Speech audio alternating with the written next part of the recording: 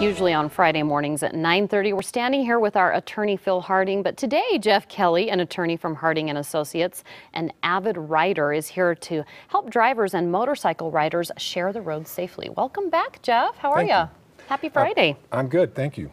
Well, we're talking about riding motorcycles because we've had such warm days here in January, and I've seen a lot of riders out. Does this usually happen in January here in Colorado? You know, Colorado's a year-round state for riding motorcycles, so we just want to make sure that we get good information out for our fellow motorcyclists and automobile drivers so that they can all be safe. Yeah, you're not only an attorney, but you're an avid rider as well. You have 2 motorcycles. Well, I have a couple. Yeah, yes, you have to for different purposes.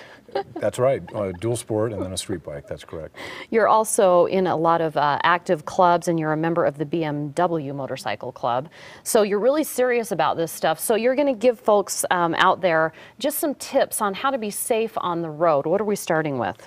Well, the message that we want to deliver is that what it really takes to be ready to ride. And you can talk about the proper gear, and one of the things I brought today is this high visibility helmet. It's one of the helmets I use, and it's an example of what is supposed to be bright and easy to see for motorists seeing you come down the road. We'll get a good look at that in just a minute because it is super bright. Look at that. So you're saying to get a helmet with high visibility, and the color is very important.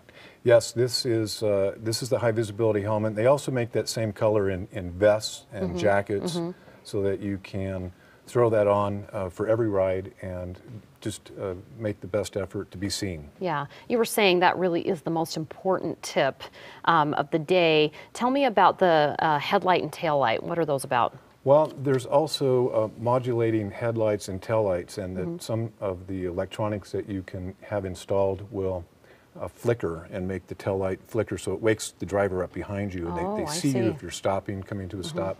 Also, you might have seen motorcycles coming down the road at you, and their headlight is pulsating or modulating. Again, that's just to give the oncoming driver a heads up that there's a motorcycle there and to be careful. Yeah, absolutely.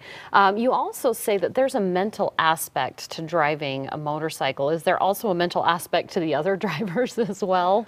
Well, you know, the motorcyclist has to take a responsibility for their own safety the best they can, and we'll get to the insurance in a minute. But for drivers, you need to watch out for motorcycles. Give them extra room. They can brake faster, accelerate faster than you can as driving a vehicle. Right. So the other things is that the motorcyclist needs to have what's referred to as situational awareness. And pilots refer to it as Sierra Alpha. And that is simply maintaining vigilant concentration on what you're doing, your environment around you, making sure you're keeping an eye down the road, but knowing the car behind you, beside you, not being fatigued, riding with a clear head rather than to clear your head. And you have task overload on that list. What does that mean? Well, you know, there's a lot of information coming in when you're driving either a car or a motorcycle, and the traffic conditions, shady spots in the road, stress, fatigue, things like that. So if you are feeling, you know, overloaded or not right, not feeling that you should be on the road, you should take a minute and, you know, rest, get off and regroup.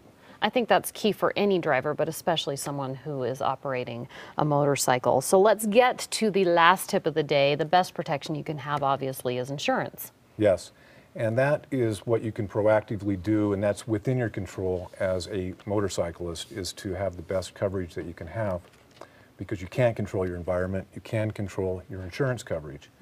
And we all know that you have to have liability coverage, and that's required by law.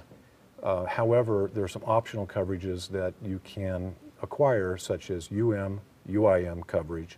That's uninsured or underinsured coverage, and that will protect you in the event that you're injured by another driver that either has no insurance or has the minimum limits of $25,000. If you're injured on a motorcycle, it's likely to be disabling or possibly catastrophic, and your health insurance is not going to extend coverage to the degree of permanent injuries and things like that. So UIM protection will help you with that. You can also have a personal umbrella that provides or UIM protection.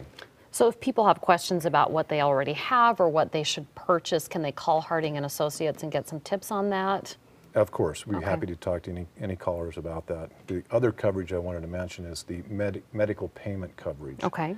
And that helps you pay your medical bills, and it is very unique. It's actually primary coverage, and you can get a minimum of $5,000. Actually, your carrier has to get a signature from you if you decline it. Okay. So you do not have to pay that back if you do recover from a third party. All right, some good tips for riders out there. And if you have any legal questions for our attorneys at Harding and Associates, they want to hear from you. Just log on to coloradosbest.tv, look for the photo of Phil Harding, and click right there. To contact Harding and Associates, their number is 303-762-9500, or you can catch them online at hlaw.org.